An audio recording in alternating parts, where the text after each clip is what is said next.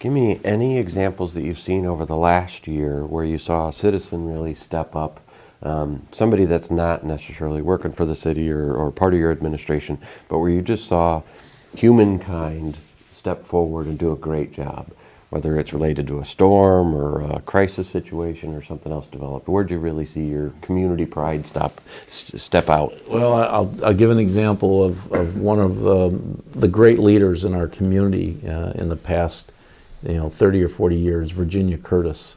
There was a lady, and she just recently passed, but there was a lady who anything that the community was seeking to achieve through volunteer efforts, through money, a need to generate money to put the Rivelli band shell in place or the lakefront development, there was no stopping her. She had that heart of volunteering and giving back to her community. We're getting ready to actually start an award in her name. So people that have taken a leadership in the community and have given back to the community in such a great way, she'll be remembered for years and years and years. And when I first become a rookie policeman, she was someone that you quickly got to know, and never short of giving her opinion. But wow, was she... Yeah, not a wallflower in terms of what she was thinking, but she was pretty darn determined to affect a good end result. And just amazing what she was able to accomplish. And those are the type of leaders that, as mayors, we say, man, if you can clone those kind of people, how effective your volunteer efforts can be in a community. In Whiting, I think, like every community, we all have the volunteers that always step up every time you need them. People willing to serve on boards, people willing to run committees, and people willing to help at festivals. And we have a really tight core of volunteers, and I appreciate all the work they do. And I name a couple of them, but I know I'll leave a couple names out, so I'll avoid doing that. But on the other thing is, other side of the coin is that Whiting, we have this, and I'm sure it's the same in other communities, there's this loyalty to the community when there's a crisis. So you have a fire where somebody loses their home, immediately donations pour in. You have a food pantry to the situation to where sometimes the funds get low, immediately donations come in to help fund.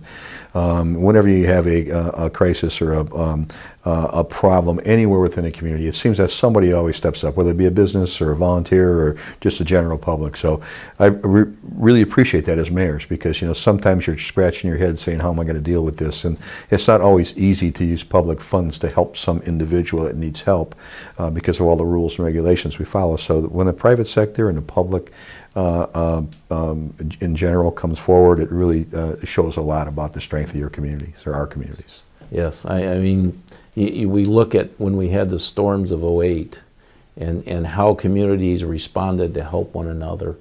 That was an amazing time. It was a very tragic time for the region and the loss that people suffered in a number of communities. But the way people responded to help their neighbors, to help other people in greater need than them, I think that's something that a book could be wrote about, how Northwest Indiana responded to the flood of '08. I had people out sandbagging. Basically, they were almost ready to collapse, and they were sandbagging, and they were helping neighbors, carrying things out of their houses to get them, safe. And it's just an amazing time. But you saw that all over the region in Munster, and it's just amazing that Northwest Indiana, when the call for needs of others surfaces, how well we respond.